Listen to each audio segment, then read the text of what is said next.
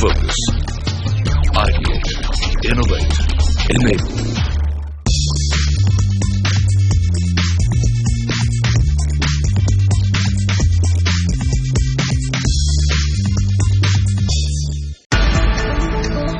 The India-UK trade relation is on a new high. Prime Minister Narendra Modi has expressed his commitment to his British counterpart Theresa May for developing stronger bilateral ties with UK in a post-Brexit world. The forthcoming India-UK Tech Summit is a testimony to this promise.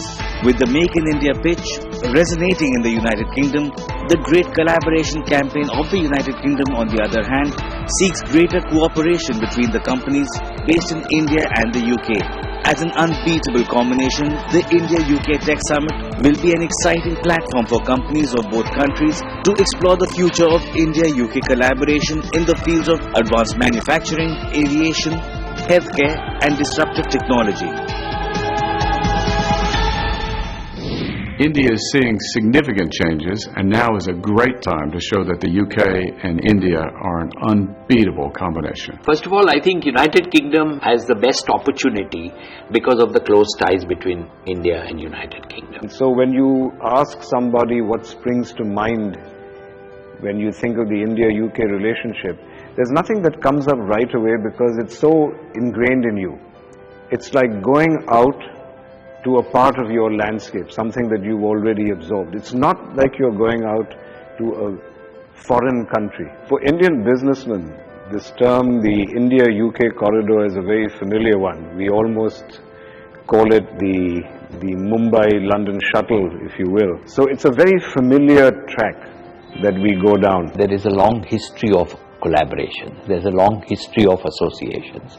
Some of the British companies have been operating in India over 100 years. UK is always a natural partner for India because there is shared sense of history. There's a large Indian diaspora in United Kingdom, and we have historically long business ties.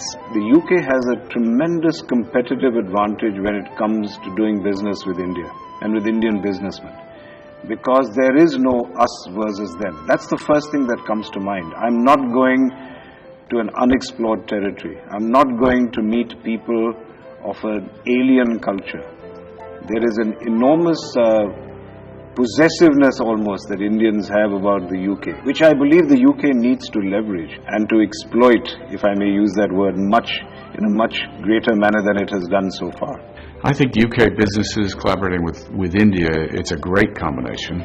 In our case, we've been working in India for over 100 years. We've got petroleum products, lubricants, but we've got even more than that, 8,500 of our staff. We've made one of the largest direct investments into India. For us, I think it characterizes British business and India's, the energy and excitement and growth potential of India with the kinds of companies that are here in the UK. The UK is, in my mind, an unrecognized hotbed of technology. Today, in most of the world, not just in India, when people think of looking at technology or inputs on innovation, you think of Silicon Valley. And everybody wants to make a beeline for Silicon Valley.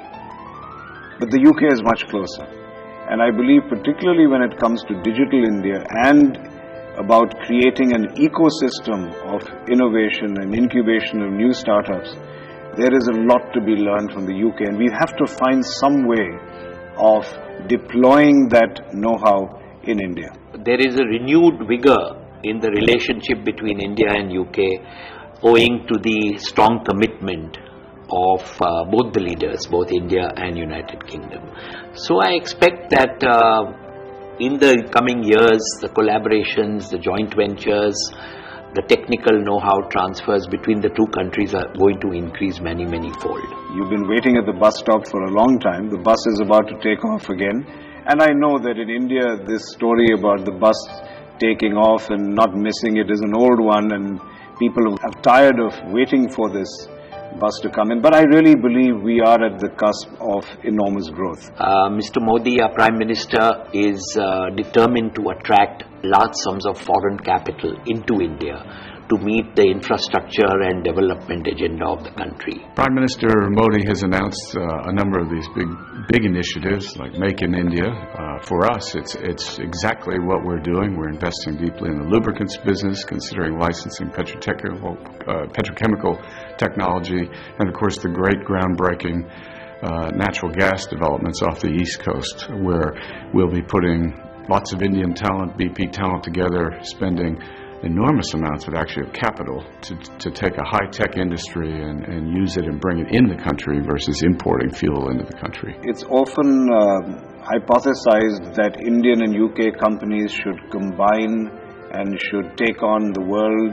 But to my mind, that's not something you plan for, because that's very opportunistic. It depends on the particular chemistry of two companies, their strategies, whether they come together. In theory, that is a very clear construct. Great histories create great brands. Brands are about stories. Stories are about history. And therefore the UK has potentially the greatest opportunity to deploy its brands. And that is where Indian companies can come and participate. They could acquire brands, they could work together with UK brands. But I believe that the brands that emanate from the UK have tremendous value and cachet around the world. That to me is a treasure trove that Indian companies can certainly exploit in the future.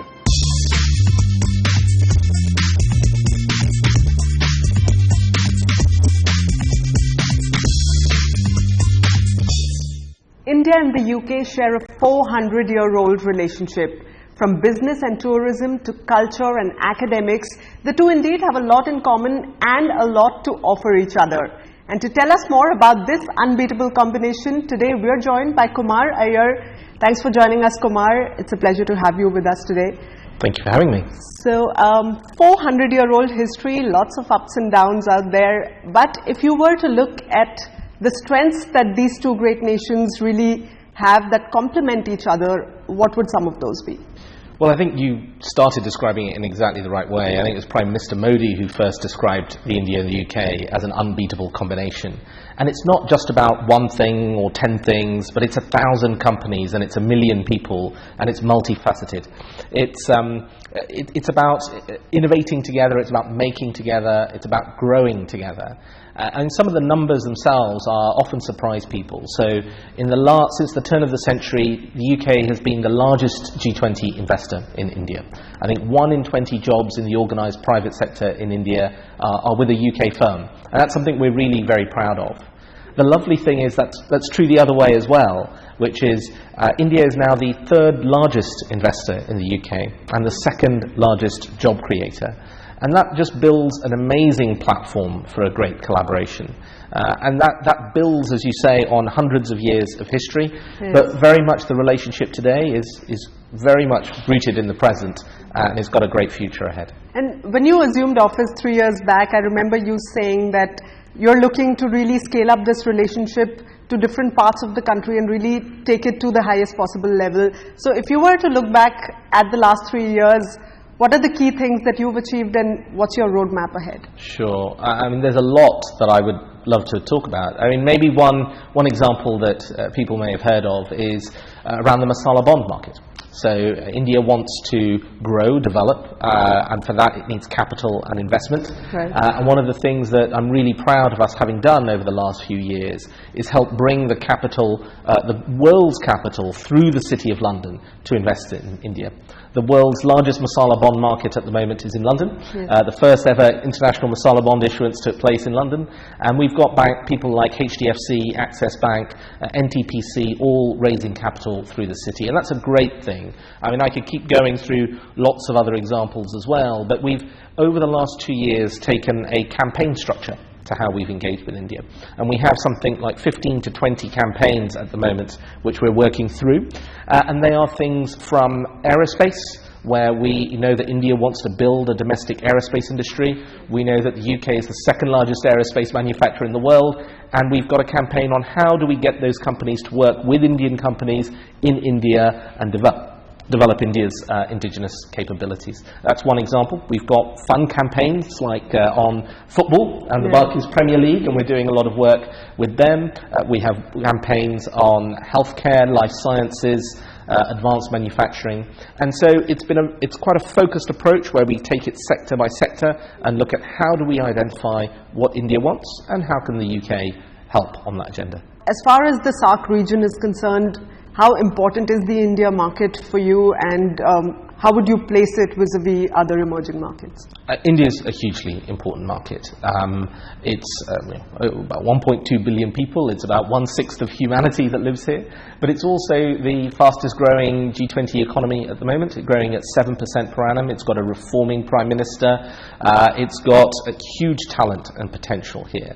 And you combine that with the history that you talked about at the beginning, and it's just unequivocally the case that India is a very important country, not just for the UK, but in a global sense, it's an important country for the world. And that's one of the reasons why we have the UK's largest mission anywhere in the world as a foreign diplomatic mission is here in India. And actually, I think the UK is the largest diplomatic mission of any country in India as well. And those are not coincidences.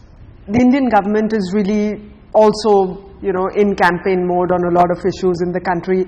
One of those is the Smart Cities mission. So what are some of the key areas that UK companies will definitely be interested in as far as investment in India is concerned? So I think Smart Cities is a really exciting agenda, and I think what the UK is looking to do is actually help across the whole spectrum in smart cities. So right from raising the capital for investment, we talked about Masala bonds, but UK Export Finance is also standing ready to support, and we think there is a broader opportunity around capital raising through the City of London as well. The UK has great expertise on water and waste management. We have a series of companies interested in that. We have great companies that run and operate transport systems, both optimizing existing rail networks but also building new bus networks as well, which is often a good way to alleviate some of the short-term problems. And we have great companies like First Group and others looking forward to come and help and invest and support India on that agenda. So Kumar, if you were to look back at your last 3 years in office and you were to choose the top 3 initiatives of the Department of International Trade, which ones would those be? Okay. So my top 3 would probably be, I think first would be the work we've done around Masala bonds. It's at the foothills, but I think it's a great start, and I think it's got a long way to go, and it's something that really shows how it can be a win-win result for both countries. Using the City of London to bring in the world's capital to invest in India, to make in India, and to grow things here in India. And I think that's been a great story. The second thing would probably be about, I think, investment in the other direction as well. So when I first arrived, India was not one of the top-ranking investors in the UK. We had about 70 or so transactions a year that we supported. Over the last 3 years, we've doubled that to over 140 transactions a year, and that's where you've got this lovely statistic that India is now the 3rd largest investor and 2nd largest job creator. We launched a campaign called Great for Collaborations, and we had a number of people like Deepak Parekh, Anand Mahendra, all working with us, talking about the strength of the UK-India partnership and elevating it to that level, and that's been something that's been a really, really good thing. And Indian companies have used the UK as a springboard to go internationally, and it's really benefited their growth here in India as well. And the third thing is probably the Tech Summit, which is coming up now in November, and I think that's going to be a huge celebration of technology, a celebration of collaboration, and is going to really help take forward the agenda on Skills India and on Make in India through collaborations in technology. All right, Kumar, I'm going to ask you to hold that thought right there. Let's take a short break on the show. When we come back, Kumar is going to tell us all about the India-UK Tech Summit that's round the corner. Stay with us.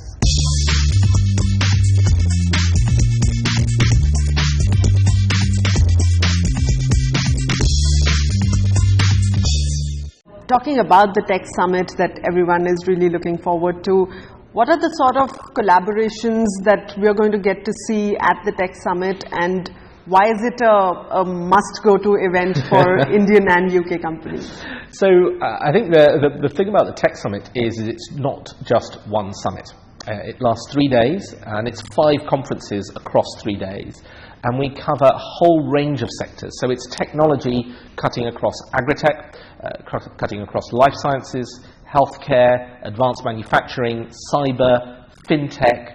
And so there's a lot of sectors that we're covering through there. Smart cities, there's going to be a very big smart cities agenda that we're covering, and we expect literally hundreds of delegates, not only coming across from the UK, but hundreds and hundreds here from India. And we have the captains of industry there, and most importantly, we will have both Prime Ministers inaugurating the event and launching it. So Kumar, tell us about the great lineup of speakers at the Tech Summit. Okay, so we will have the normal selection of great CEOs, but we'll also have some really great and slightly different speakers. So, for example, on advanced manufacturing, as well as our great companies like Rolls-Royce and Renishaw and others who will be there, as well as Aston Martin and JLR, we will have Andy Green, who is the fastest man in the world.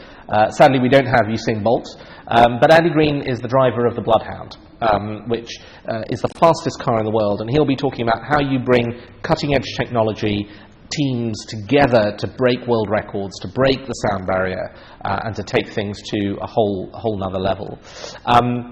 We'll have, on cyber security, we will have the head of the UK's intelligence agency on communications.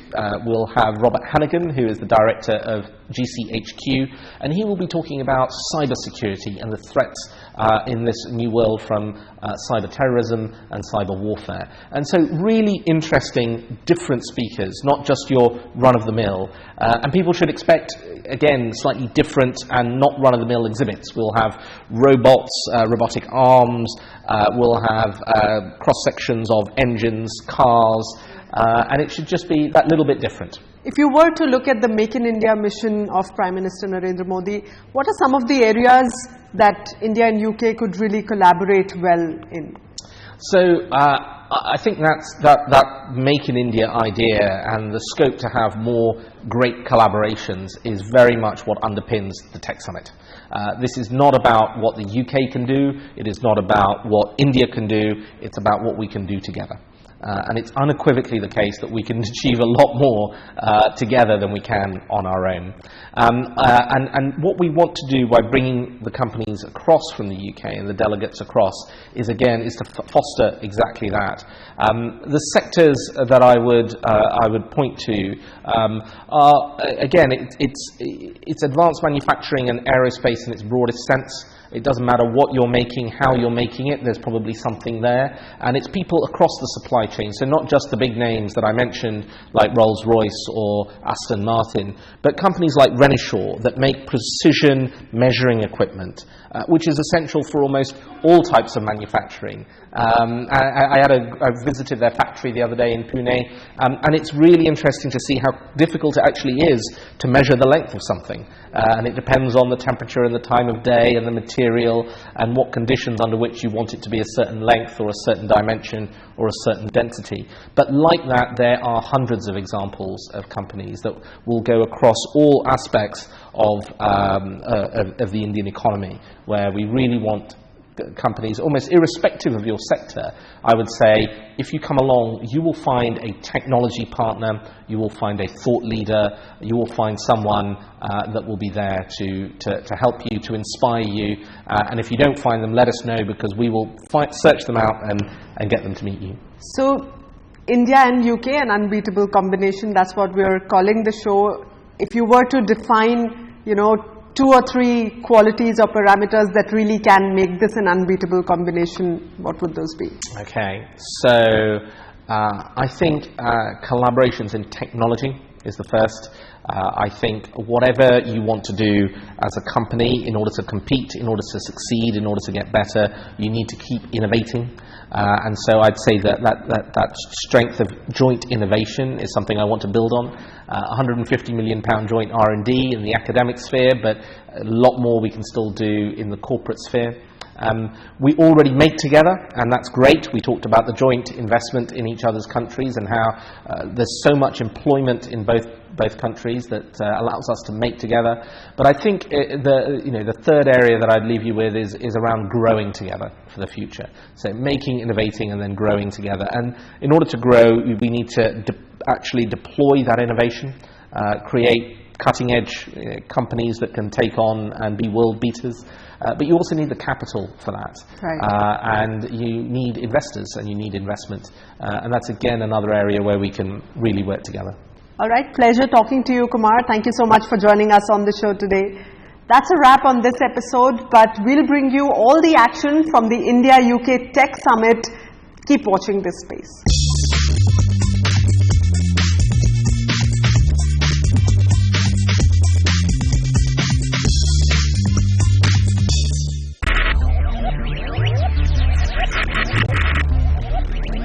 Focus. Ideate. Innovate. Enable.